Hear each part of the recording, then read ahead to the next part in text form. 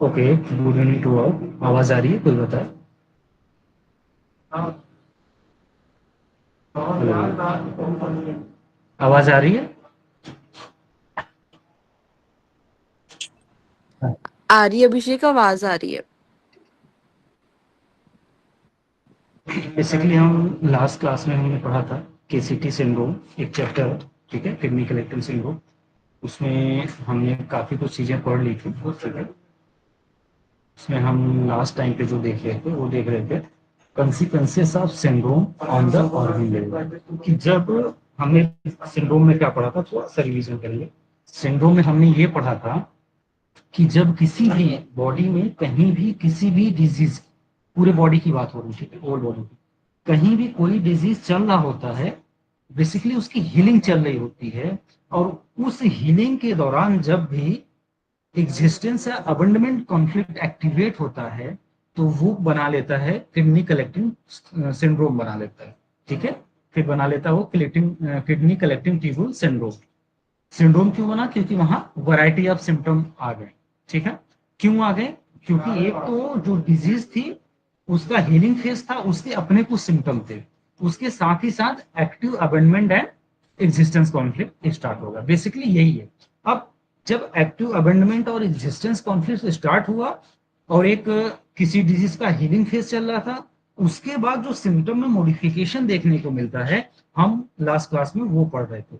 उसमें हमने देखा था कि बेसिक क्या क्या मॉडिफिकेशन होते हैं। जैसे आपको पेन में इंक्रीमेंट देखने को मिला, ठीक है, वो क्यों मिला ये हम लास्ट क्लास में बात कर चुके थे, क्योंकि वहां पे स्वेलिंग इनलार्ज होगी। हार्मलेस स्वेलिंग थी जो, वो कॉम्प्लिकेटेड केस में चेंज हो जाती है। क्यों हो जाती है? क्योंकि अब वहां पे वाटर रिटेंशन ज्यादा बढ़ा, क्योंकि एक्टिव अबंडमेंट और एग्जिस्टेंस कॉन्फ्लिक्ट वहां एक्टिवेट हुआ। हमने लास्ट चैप्टर में देखा था कि अबंडमेंट कॉन्फ्लिक्ट का क्या सिचुएशन होता है, कहाँ से एक्टिवेट होता है, एग्जिस्टेंस कॉन्फ्लिक्ट कहाँ एक्टिवेट होता है। बस ये चीज कुछ, इसमें एक चीज जो याद रखने की चीज है वो याद, इतना बस याद रखो, फिश आउट ऑफ वाटर का, यानी एक मछली को उसके इन्वायरमेंट से, उसके वाटर बॉडी से निकाल के बाहर फेंक दो। जो कंडीशन उस फिश की होती है वही कंडीशन जब मेन में होती है, वही पीपल में होती है, आपके पेशेंट में होती है, वहां से किडनी कलेक्टिंग ट्यूब्यूल का जो कॉन्फ्लिक्ट है, अबेंडमेंट और एग्जिस्टेंस, वो एक्टिवेट होगा। फिर हमने थर्ड वन पढ़ा था ग्रोथ दैट हैड इनकैप्सुलेटेड, वो ग्रोथ जो इनकैप्सुलेटेड है, वहां पे भी एडमा बनना स्टार्ट हो जाता है। वो क्यों हो जाता है? क्योंकि अभी एक तो हीलिंग फेज में ऑलरेडी एडमा है, और दूसरा जो केसीटी कॉन्फ्लिक्ट है वो उसके एक्टिव फेज में हमने क्या देखा था, वाटर का स्टोरेज देखा था, रिटेंशन देखा था, यूरिन का आउटपुट कम देखा था, तो वो एडमा बढ़ता चला जाता है। फिर हमने सिस्ट पे बात की थी, ठीक है, कि सिस्ट भी क्या होती है, फ्लूइड फिल्ड जो सीड होती सिस्ट होती है, वो इनलार्ज हो जाती है, उसमें वो बस्ट आउट करने का, उसमें कॉम्प्लिकेशन होने का डर होता है। उसी में है, अब हम आगे पढ़ते हैं। उसमें क्या है, एन इफ्यूजन। इफ्यूजन क्या है? सिक्रीशन। जो सीरस सिक्रीशन होते हैं वो होते हैं इफ्यूजन टाइप। इफ्यूजन जो प्रोटीनियस, प्रोटीन रिच सब्सटेंस होते हैं, एक्सुडेट जिसको बोलते हैं, ठीक है। अब इसमें क्या है, एन इफ्यूजन इन प्यूपरल और पेरिटोनियम और pleural, sorry, in pleural peritoneum और पेरिकार्डियम। ये क्या है? ये ऐसी लेयर हैं जो अपने बीच कुछ फ्लूइड को होल्ड करती हैं, जो उस पर्टिकुलर ऑर्गन को डिफेंस प्रोवाइड करता है। जैसे प्लूरल है, प्लूरल मेम्ब्रेन, उसमें प्लूरल फ्लूइड रहता है, ठीक है। उसी तरह पेरिटोनियम में भी रहता है अपना प्रोटेक्शन के लिए, उसी तरह पेरिकार्डियम में है, ठीक है। तो ये यहाँ पे क्या होता है, in pleural peritoneum pericardium, due to additional water storage in the already fluid filled membrane which is often fetal. अब यहाँ क्या है कि इन मेम्ब्रेन में इंट्रा मेम्ब्रेनस जो स्पेस है, वहां पे ऑलरेडी फ्लूइड का स्टोरेज है। और जब ये एक्टिव अबेंडमेंट कॉन्फ्लिक्ट स्टार्ट होता है, जब किडनी कलेक्टिंग ट्यूब्यूल्स का सिंड्रोम स्टार्ट होता है किसी भी डिजीज के हीलिंग फेज के टाइम पे, तो ये सिक्रेशन, क्योंकि बॉडी को वाटर को होल्ड अप करना है, स्टोर करना है, तो वो इन सब सिक्रेशन को बढ़ा देती है, जिसकी जिसकी वजह से आपको वहां पे रेस्पिरेटरी डिस्ट्रेस देखने को मिल सकता है, एसाइटस देखने को मिल सकता है, ठीक है। पेरिकार्डियम में पेरिकार्डियल एडिमा देखने को मिल सकता है। तो वहां पे फ्लूइड का बेसिकली स्टोरेज बढ़ रहा है। उसी तरह जो स्किन के कंडीशन है, स्किन के केस हैं, अब जब एग्जिस्टेंस कॉन्फ्लिक्ट स्टार्ट हो जाता है तो ये हमर बोलते हैं वो ड्रामेटिक चेंजेस शो करने लगते हैं, ठीक है। मतलब ड्रामेटिक चेंजेस मतलब कभी ठीक होने होता हुआ दिखेंगे, कभी अचानक से बहुत बढ़ जाएंगे, बहुत वर्स हो जाएंगे, ठीक है। तो अलग अलग चीजें आपको देखने को मिल। एलर्जी कंडीशन, एलर्जी कंडीशन में आपको मिलेगा कि जो एलर्जी कंडीशन है वो मोर इंटेंसिफाइड हो जाएंगी। क्यों इंटेंसिफाइड हो जाएंगी? अब एक तो एलर्जी कंडीशन, एलर्जी के सिम्टम थे, साथ में इनके भी सिम्टम जुड़ गए, और जहां पे एलर्जी का हीलिंग फेज जो चल रहा था वहां पे जब एडिमा बना, उसने अपने आसपास के ऑर्गन और टिश्यूज को प्रेस करना चालू किया और चीजें वर्स होती चली जा रही। और जो इसी तरह जो इन्फ्लामेशन होते हैं वो और सीवियर फॉर्म ले लेते हैं, ठीक है। अब एक इंपॉर्टेंट चीज, in arthritic condition become arthritic condition become more painful. जो आर्थराइटिक कंडीशन होते हैं, arthritic condition are more painful due to increase swelling. अब क्यों हुआ? क्योंकि यहाँ पे स्वेलिंग बढ़ गई। आर्थराइटिक कंडीशन क्या है? इन्फ्लेमेशन है, ठीक है, ज्वाइंट्स का बेसिकली, बोन्स का। वहां पे क्या है, एक तो ऑलरेडी उसकी हीलिंग फेज चल रही है, और जब ये हुआ तो वहां पे स्टोरेज और बढ़ा, स्टोरेज और बढ़ा तो उसने प्रेशर डेवलप किया, प्रेशर और डेवलप किया तो वहां पे पेन स्टार्ट हो गया। जो आर्थराइटिक कंडीशन है इसको ऐसे भी देखते हैं हम, जैसे ही पेन हम मेडिसिन देते हैं, चीजें हीलिंग फेज में चली जाती हैं, जो हमें हमारे पास हैंगिंग हीलिंग में आती हैं वो कंटिन्यूअस हीलिंग में स्टार्ट हो जाती है हमारी मेडिसिन की वजह से। तो हमें कई बार देखने को मिलता है, पेशेंट बोलता है कि डॉक्टर पेन बढ़ गया। तो ये पेन एक लेवल तक बेटर है, लेकिन ऐसा भी नहीं होना चाहिए कि आपके पेशेंट का बेसिक लाइफ वहां पे डिस्टर्ब होने लगे। अब क्या है, जो आर्थराइटिक पेशेंट में, जो ओल्ड एज पेशेंट है वहां पे कुछ ध्यान रखने वाली बातें होती है कि वो आपको ऐसे पेशेंट बेसिकली, हालांकि आजकल तो हर लेवल के, हर एज ग्रुप में आपको आर्थराइटिस देखने को मिल रहा है, आर्थराइटिस चेंजेस देखने को मिल रहा है। बट बेसिकली जो ओल्ड एज होते हैं वहां पे क्या होता है, तो आर्थराइटिक कंडीशन, उसकी हीलिंग फेज, और जो ओल्ड एज की जो साइकोलॉजी होती है वो इटसेल्फ होती है कि वो आपके ये किडनी कलेक्टिंग ट्यूबुल के जो सिंड्रोम है उसको एक्टिवेट करें। जैसे उनकी जो फीलिंग होती है कि अब मैं किसी काम का नहीं रहा, कि अब मेरा कोई एग्जिस्टेंस नहीं, अब मैं किसी काम का ना रहा, मैं औरों से कम हो जाऊंगा। बेसिकली आप देखोगे ना, जो ओल्ड ओल्ड एज के लोग हैं वो कंपैरिजन करते हैं। कंपैरिजन क्या करते हैं? मेरे से ज्यादा मेरा पड़ोसी काम कर रहा है, अरे वो तो सही है। बेसिकली गांव वाले पेशेंट, कि वो ज्यादा काम कर रहा, मैं कम कर रहा हूं, ये इटसेल्फ डिवेल्युएशन है। और साथ ही साथ ये एग्जिस्टेंस को भी सवाल उठा रहा है कि मैं उससे ज्यादा काम नहीं कर पा रहा, अब मेरी एग्जिस्टेंस पे बात आ गई, ठीक है। अब मैं किसी काम का नहीं रहा, मेरे एग्जिस्ट होने का कोई मतलब नहीं रहा। तो ये ऑलरेडी एक्टिवेट कर दे रहे हैं आपके किडनी कलेक्टिंग ट्यूबुल के सिंड्रोम को। अब मेरा क्या होगा? अब तो मैं ओल्ड हो गया, ठीक है, अब मैं किसी दूसरे पे डिपेंड है, अब मैं बच्चों पे डिपेंड हूं, ठीक है। अब मुझे कौन पूछेगा? पता चला बच्चा अब्रॉड चला गया, बच्चे बाहर चले गए, अब मेरा क्या होगा? अब मुझे कौन पूछेगा? ये जो नॉर्मल थिंकिंग है वहां पे आपके केसीटी सिंड्रोम को एक्टिवेट कर देती है। तो ऐसे कंडीशन में आपको ये चीजें भी वेरीफाई करना होता है कि आपका केस चल रहा है। अगर केस अचानक से वर्स जा रहा है तो वहां पे आप ध्यान दो कहीं केसीटी तो नहीं ऑन हो रहा है। उसके सिम्टम देखने को मिलेगा, मोर फ्लूइड रिटेंशन मिलेगा, स्वेलिंग बढ़ रही है तो वहां पे वेरीफाई करो क्यों स्वेलिंग बढ़ रही है, पैथोलॉजिकल चेंज से बढ़ रही है, तो सडन बढ़ी है, सडन बढ़ी है तो सडन कोई कॉज है, कोई मेंटल कॉज है, या सडन केसीटी एक्टिवेट हुई है, वो भी हालांकि आ जाएगा मेंटल कॉज नहीं है आपको, ठीक है। और इसमें भी जो थोड़े से बोलते हैं ना खुददार हैं, खुददार हैं, तो जब वो ओल्ड एज में जाते हैं उनको ज्यादा सफरिंग होती है। क्यों? क्योंकि वो नहीं चाहते कि उनका काम कोई दूसरा करे, उनके लिए उनका काम कोई दूसरा करे तो वो उनके लिए मौत के समान ही होता है, जो खुददार टाइप के लोग होते हैं। तो वहां पे आपको और ध्यान देना, ऐसे पेशेंट में और ध्यान देना होता है, ठीक है। तो ये बेसिक बेसिक चीजें कुछ रही आर्थराइटिक कंडीशन में जो ध्यान देने वाली बातें हैं। उसी तरह फिर हम आगे चलते हैं। With water retention arthritis become gout. अब क्यों? क्योंकि अभी हम जस्ट पढ़ के आए हैं, इन्फ्लेमेशन बढ़ने लगता है, गाउटी चेंजेस देखने को मिलने लगते हैं, ठीक है, जैसे ही केसीटी ऑन हो जाता है। ब्रोंकाइटिस बिकम प्यूमोनिया, क्यों ब्रोंकाइटिस से वो न्यूमोनिया में क्यों बदल जाता है? क्योंकि वहां स्टोरेज वाटर का रिटेंशन होने लगता है। हेपेटाइटिस कॉज हिपेटोमेगली, अब जो इन्फ्लेमेशन ही चल रहा था, अब उस इन्फ्लेमेशन, अब इन्फ्लेमेशन क्यों चल रहा था? क्योंकि वहां हीलिंग चल रही थी, तो ऑलरेडी हीलिंग चल रही थी, जैसे केसीटीआन हुआ वहां वाटर का स्टोरेज बढ़ा, तो वहां आपको पैनक्रियाटाइटिस में क्या मिला, सॉरी हेपेटाइटिस में क्या मिला, हिपेटोमेगली मिलेगा।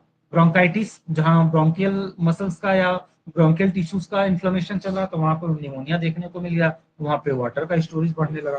तो ये कुछ बेसिक बेसिक चीजें हैं जो केसीटी सिंड्रोम और उसको वर्स कर देता है और उसको मैग्निफाइड कर देता है, इंटेंस कर देता है। ठीक है, तो ये बेसिकली रहा हमारा कि टिश्यू और ऑर्गन लेवल पे जब केसीटी आम होता है तो वहां क्या क्या चेंजेस हमें देखने को मिलते हैं। अब हम देखेंगे consequences of the syndrome on the brain level. अब क्या है कि जब ब्रेन लेवल पे हमारा केसीटी सिंड्रोम एक्टिवेट हो रहा है तो वहां पे क्या क्या चेंजेस हमें देखने को। अब मैं टिश्यू ऑर्गन लेवल और ब्रेन लेवल क्यों बोल रहा हूं? क्योंकि हमने देखा था जैसे ही कॉन्फ्लिक्ट एक्टिव फेज आता है, हैमर फोकाई जो बनती है वो ब्रेन में बनती है, लेकिन जैसे ही हीलिंग का फर्स्ट फेज स्टार्ट होता है, एडिमा दो जगह बनते हैं, एक तो उस ऑर्गन पे जो इफेक्टेड है, और दूसरा वो रिले सेंटर जो ब्रेन में जो रिले सेंटर है, उस रिले सेंटर पे भी एडिमा बनता है। तो इसलिए ब्रेन जो अभी हमने पढ़ा टिश्यू एडिमा जो पर्टिकुलर टिश्यू में बना, अब ब्रेन में कहां बनेगा? उसके रिले सेंटर में। एक तो रिले सेंटर में जो एडिमा बना है, अब केसीटी सिंड्रोम की वजह से वो एडिमा बड़ा होगा, वो एडिमा बड़ा होगा तो आसपास के सेंटर को वो प्रेशर प्रोवाइड करेगा, उसको पुश करेगा, तो वहां पे उस आसपास के जो सेंटर्स हैं वहां पे हमें कॉम्प्लिकेशन देखने को मिलता है। वो कॉम्प्लिकेशन क्या क्या है, वो कुछ जो हमारा में बताते हैं कुछ ऐसे हैं, उसमें क्या क्या चीजें आ रही हैं, जैसे the brain edema that develops parallel to the healing organ take up additional fluid, sometime this diagnosis as brain tumor. ठीक है, क्या होता है? The brain edema that develop parallel to healing organ. अब हीलिंग ऑर्गन के parallel क्यों बोला? जैसे अब किसी को ब्रीथलेसनेस है, ठीक है, एक सिम्टम लेके चलते हैं। अब जो हमारा ब्रेन में उस लंग्स का सेंटर है, ठीक है, वहां अफेक्ट आया, वहां अफेक्ट आया, वहां एडिमा बना, तो ये पैरेलल चीज है। अब यहाँ पे लंग्स टिश्यू में भी एडिमा बना और उसके पैरेलल उस सेंटर पे भी एडिमा बना। अब क्या है, वो एडिमा जो बना जो ब्रेन में मिला, अगर आप लंग्स के टाइम पे ही एमआरआई करवाते हो तो आपको ब्रेन में भी एडिमा देखने को मिलता है। तो कभी कभी यही एडिमा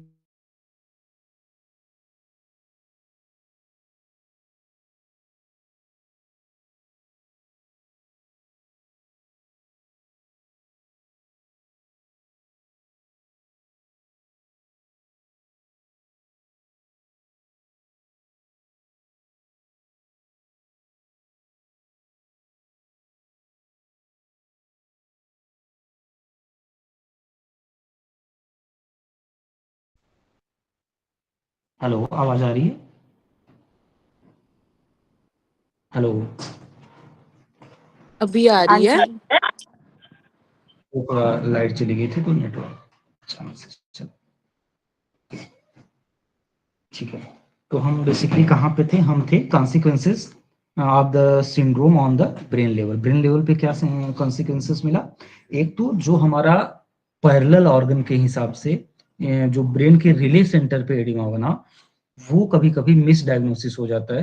वो किस फॉर्म में मिस डायग्नोसिस हो जाता है? ब्रेन ट्यूमर के फॉर्म, ठीक है, क्योंकि वहां पे फ्लूइड का कलेक्शन हो जाता है, तो वो स्वेलिंग दिखती है, वो स्वेलिंग कभी कभी मिस डायग्नोसिस हो जाती है एज ए ब्रेन ट्यूमर। और दूसरा क्या है?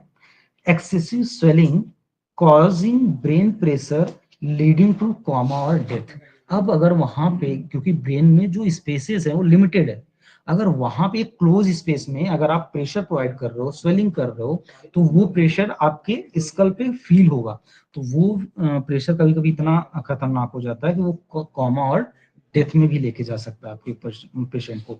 तो यहाँ पे कुछ हेमंत ने बताया इमरजेंसी मैनेजमेंट। इमरजेंसी मैनेजमेंट में क्या आता है? वो अपने काम का नहीं, हालांकि opening the skull to the release pressure, यहाँ पे क्या करते हैं, स्कल बोन को ओपन करते हैं, क्योंकि स्कल बोन की वजह से वो एक क्लोज सिस्टम बन जाता है। क्लोज सिस्टम में जब स्वेलिंग होती है तो वो प्रेशर क्रिएट करती है, ठीक है। तो वहां पे हमें देखने को मिलता है, और वो हमारे पेशेंट को कॉम्प्लिकेट कर सकता है। With the large brain oedema the epileptoid crisis, with the large brain oedema the epileptoid crisis. अब क्या है, अब एपिलेप्टॉइड क्राइसिस कल हमने बात किया था ना कि एपिलेप्टॉइड क्राइसिस क्या है। एपिलेप्टॉइड क्राइसिस होता है जब दो, हमने सेकेंड लॉ में पढ़ा था, हमने लास्ट क्लास में इसको फिर से लिया था, हालांकि ज्यादा लोग नहीं थे उस क्लास में, तो मैं एक बार थोड़ा सा बता देता हूँ।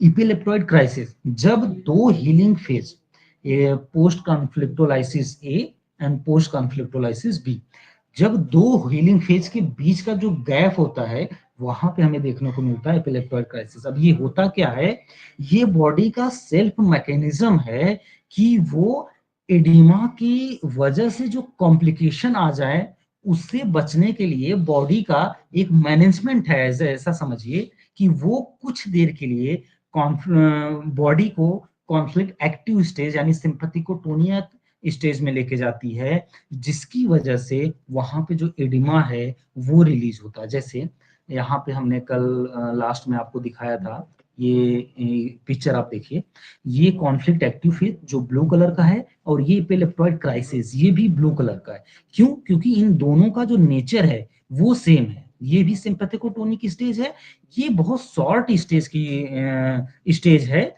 जो दोनों हीलिंग के बीच में आता है। ये एडिमा फॉर्मेशन यानी पोस्ट कॉन्फ्लिक्टोलाइसिस ए, और ये स्कारिंग वाला पोस्ट कॉन्फ्लिक्टोलाइसिस बी, इसके बीच में एपिलेप्टॉइड क्राइसिस। अब ये करता क्या है, जब बॉडी हीलिंग में जाती है तो अचानक से वहां फ्लूइड का रिटेंशन बढ़ने लगता है, एडिमा बढ़ने लगता है। तो एक पॉइंट आता है जब वो एडिमा हमारे बॉडी के लिए खतरनाक हो जाती है, रिस्की हो जाती है, तब वहां पे कुछ देर के लिए बॉडी क्रिएट करती है एपिलेप्टॉइड क्राइसिस, फिर से कॉन्फ्लिक्ट एक्टिव स्टेज की तरह। तो वो क्या करता है, जब जैसे फिर बॉडी एक्टिव स्टेज में गई तो एडिमा थोड़ा रिलीज हुआ, ऐसे ऐसे करके धीरे धीरे हीलिंग की तरफ बढ़ती बॉडी। अचानक से सीधा हीलिंग जाएंगी तो एडिमा आउट ऑफ कंट्रोल बढ़ेगा, और वो एडिमा दूसरे ऑर्गन पे या दूसरे कंट्रोल सेंटर पे प्रेशर डालेगा और बॉडी हीलिंग कॉम्प्लिकेट हो जाएगी। तो अब क्या है, अब ये फ्लूइड रिटेंशन क्या कर रहा है, अब ये कर रहा है, इसको भी कॉम्प्लिकेट कर रहा है, हमारे इपिलेप्टॉइड क्राइसिस को भी कॉम्प्लिकेट कर रहा है। जैसे यहाँ पे एग्जांपल देते हैं हमर, एग्जांपल क्या देते हैं, एक सेकेंड, हाँ यहाँ पे इन्होंने एग्जांपल दिया है, ए heart attack might be so severe that person does not survive it. ठीक है, कि जो हार्ट अटैक है, हार्ट अटैक क्रोनिक डिजीज में आता है, ठीक है, हैंगिंग हीलिंग फेज का ही सिम्टम है। तो ए heart attack might be so severe that a person does not survive. क्यों? क्योंकि यहाँ पे जब आपको इपिलेप्टॉइड क्राइसिस देखने को मिलता है तो एक तो पहले से फ्लूइड रिटेंशन हुआ है, ठीक है, कि आपका ये सिंड्रोम भी ऑन हो गया, उसमें आपका इपिलेप्टॉइड क्राइसिस भी ऑन है। तो अभी हमने कल पढ़ा था, जब सिंड्रोम ऑन होता है तो एक सिंपैथिकोटोनिया और वेगोटोनिया की जो स्टेज होती है वो एक साथ आ जाती है। तो इपिलेप्टॉइड क्राइसिस क्या है, ये भी सिंपैथिकोटोनिया की स्टेज है। यहाँ पे सिंपैथिकोटोनिक इतनी स्ट्रांग हो जाती है कि जब जो हार्ट के पेशेंट होते हैं वहां पे हार्ट अटैक आने का डर होता है। क्यों? क्योंकि जो सिंपैथिकोटोनिक स्टेज है वो 2 टाइम्स फोल्ड हो जाती है, 2 टाइम्स ज्यादा हो जाती है। एक तो ऑलरेडी चल रहा होता है, क्यों? क्योंकि हमारा किडनी कलेक्टिंग ट्यूब्यूल का सिंड्रोम स्टार्ट हो जाता है, हार्ट के केसेस में वैसे पेशेंट की हालत खराब हो जाती है सुन के ही। तो एक तो वहां है, और दूसरा क्या हुआ, यहाँ पे इपिलेप्टॉइड क्राइसिस भी उसी टाइम आ गया। तो जो सिंपैथिकोटोनिक स्टेज है वो बॉडी के कंट्रोल से ज्यादा हो जाती है, बॉडी का कंट्रोल नहीं रह पाता। तो ऐसे स्टेज में अगर किसी को हार्ट अटैक की बीमारी, हार्ट अटैक चल रहा है, तो वहां पे चांसेस ज्यादा बढ़ जाते हैं, उस पर्सन के सर्वाइवल पे खतरा हो जाता है। तो यहाँ पे हैमर ने एक अटेंशन डाल के एक लाइन लिखी है, ऐसे स्टेज में कभी भी पेशेंट को ये ना बोलो कि आप इंट्रा वेनस इन्फ्यूजन यानी जो हम कॉमन लैंग्वेज में बोलते हैं आप जाके पानी चढ़ा लो। ऐसे हार्ट के पेशेंट को ऐसे आपको बोलने से पहले आपको देखना है कि वो कौन से स्टेज में चल रहा है, उसकी डिजीजेस कैसी है, ठीक है। तो ये कुछ बातें थी हार्ट से रिलेटेड। फिर आगे हैमर बताते हैं हमें कि big edema close to ventricle cause hydrocephalus. अभी हमने लास्ट हम स्कल पढ़ के आए, हेड पढ़ के आए हैं, उसमें हमने देखा था कि हाइड्रोसिफेलस क्या है। बेसिकली जो हमारे ब्रेन में सेरेब्रोस्पाइनल फ्लूइड होता है, वो हमारे वेंट्रिकल्स के थ्रू होके सर्कुलेट होता रहता है हमारे पूरे ब्रेन में। वो हमारा काम करता है न्यूट्रिशन वगैरह प्रोवाइड करने का, ऑक्सीजन न्यूट्रिशन। अब क्या है, जब वेंट्रिकल के पास ही कोई एडिमा बना, जब वेंट्रिकल के पास ही कोई एडिमा बना, तो उसने क्या किया, उसने वेंट्रिकल की स्पेस को कवर अप किया, उसने वेंट्रिकल की स्पेस को प्रेस करके कम कर दिया। अब अगर वेंट्रिकल का स्पेस कम हुआ, तो वो प्रेशर कहां पड़ेगा, वो प्रेशर पड़ेगा आपके सर्कुलेटिंग सेरेब्रोस्पाइनल फ्लूइड पे। तो वो क्या काज करेगा, वो काज करेगा हाइड्रोसिफेलस। हाइड्रोसिफेलस टू टाइप का होता है, एक इंटरनल एक एक्सटर्नल, वो हम लास्ट टाइम पे पढ़ चुके। Internal due to cerebrospinal fluid का वेंट्रिकल पे प्रेशर पड़ना, एक्सटर्नल मेनिंजेस पे प्रेशर पड़ना। तो वहां पे हमें देखने को मिलती है पैथोलॉजी हाइड्रोसिफेलस। ठीक है, फिर आगे चलते हैं हम आगे, फिर हमें बताते हैं some time edema at healing relay press the some vital centre causing life threatening. जो बात मैंने सबसे पहले आपको बताई कि कभी कभी जो रिले सेंटर है वहां का एडिमा, अब मान लो एक नॉर्मल कोई स्किन डिजीज चल रही है, ठीक है, सोरियासिस चल रही है, बट अब कैसा है वो तो मुझे भी नहीं पता कि रिले सेंटर कहाँ है। बट अब ऐसा सोचो कि एक सोरियासिस का रिले सेंटर है और उसके जस्ट बगल आपको रिले सेंटर मिल गया है आपका टेम्परेचर कंट्रोल का। एक एग्जांपल ले रहे हैं, अब ऐसा है कि नहीं है वो हमको भी नहीं पता अभी। तो एक एग्जांपल ले रहे हैं, अब क्या है, अब आपकी स्किन की हीलिंग फेज चला, ठीक है, अब वहां पे एक नॉर्मल एडिमा बना जो बॉडी बियर कर सकती है, इतना ही एडिमा बना, लेकिन वहां केसीटी ऑन हो गया। केसीटी सिंड्रोम ऑन होने की वजह से अब वो एडिमा अपनी साइज बढ़ाया। अब साइज बढ़ाने की वजह से जो बगल में थर्मोरेगुलेटरी सेंटर था, उस पर प्रेशर पड़ा, उस पर प्रेशर पड़ा तो उसका वर्किंग, उसकी फंक्शनिंग डिस्टर्ब हुई, उसकी फंक्शनिंग इतनी डिस्टर्ब हो सकती है कि वो हाइपो या हाइपरथर्मिया कर सकता है और आपका पेशेंट वहां डेथ में भी जा सकता है। तो या तो कोई, जैसे इन्होंने बोला वाइटल सेंटर, जैसे लंग्स का सेंटर हो गया, हार्ट का सेंटर हो गया, ऐसे सेंटर अगर प्रेस हो रहे हैं तो वो एक खतरनाक सिचुएशन बन जाती है। मैक्सिमम जो डेथ्स वगैरह होती हैं, जो जैसे होते हैं ना कि पेशेंट आपका जब तक आपके पास था, आपके केयर टेक में था, तब वो सही था, जैसे वो घर में आया वो 2 घंटे या 4 घंटे के बाद उसकी डेथ हो गई। तो ये यही कंडीशन बनती है। कंडीशन क्या बनती है, एक तो जो वो जिस कॉन्फ्लिक्ट से निकल के गया होता है फिर से उसी कॉन्फ्लिक्ट में आ जाता है, ठीक है। दूसरा, अब वो और सीवियरिटी हो जाती है, अब मेरा क्या होगा। तो वहां पे दोनों चीज आती है, केसीटी भी ऑन हो जाता है, साथ ही साथ उसका जो ओरिजिनल डिजीज है वो तो रहता ही है। तो वहां पे एडिमा लाइफ थ्रेटनिंग कंडीशन का बनता है और पेशेंट की डेथ हो जाती है। ठीक है, ऐसे डेथ हमको फ्रिक्वेंट देखने को मिलती है, ऐसा सर भी बताते हैं कि ऐसे हमने बहुत से पेशेंट को ठीक किया, इमरजेंसी सिचुएशन में ठीक किया, लेकिन घर जाने के बाद उसकी डेथ हो जाती है। तो ये कंडीशन कुछ होती, एग्जैक्ट यही कंडीशन होगी ऐसा मैं नहीं कर, ये कंडीशन हो सकती है डेथ होने की वजह से। ठीक है, अब कुछ मैनेजमेंट बताते हैं हैमर कि चलो ठीक है, हमने ये बता दिया कि ये सिंड्रोम है, अब क्या। सिंड्रोम तो पता हो गया कि ये चीजें सिंड्रोम की हैं, अब करना क्या है उसके बारे में भी हैमर बताते हैं। यहाँ पे हैमर ने allopathic point of view and general view दोनों बता रखे हैं। उन्होंने एलोपैथिक पॉइंट ऑफ व्यू में कुछ चीजें बता रखी, जैसे in general all the medication with stimulating effect exacerbate the symptom of conflict active phase, therefore increase water retention as a result of swelling or edema। क्या उन्होंने क्या बोला कि हर वो मेडिसिन जो स्टिमुलेटिंग इफेक्ट करती है, यानी जो ड्रग इफेक्ट की है, जो नार्कोटिक इफेक्ट की है, जो बॉडी को स्टिमुलेट करे, वो जो कॉन्फ्लिक्ट एक्टिव फेज का सिम्टम है उनको बढ़ाती हैं। तो हम जस्ट पीछे पढ़ के आ रहे हैं, जितना इंटेंसिफाइड हमारा कॉन्फ्लिक्ट होगा उतना ही इंटेंसिफाइड हमारा कॉन्फ्लिक्ट एक्टिव फेज का सिम्टम होगा और उतना ही इंटेंसिफाइड हमारा हीलिंग फेज का भी सिम्टम होगा। तो यहाँ पे क्या बता रहे हैं कि अगर आप वहां पे स्टिमुलेटिंग इफेक्ट वाली ड्रग दोगे तो वो एडिमा को और ज्यादा इंक्रीज कर देगी। हालांकि कुछ मेडिसिन देने को बोले हैं, वो क्या क्या है, जैसे कॉर्टिसोन, ठीक है, cortisone, cytostatics drugs and morphine. ये ड्रग्स आप कहाँ पे सोच सकते हैं, ये ड्रग्स हमें सोचना है सॉरी केसीटी के सिंड्रोम के टाइम पे। कौन सी ड्रग कहाँ पे और क्यों सोचना है, इसके बारे में बता रखा है। इसके बारे में क्या बताते हैं, जैसे कॉर्टिसोन, ठीक है, कॉर्टिसोन यानी जिसको हम स्टेरॉइड बोलते हैं, ठीक है।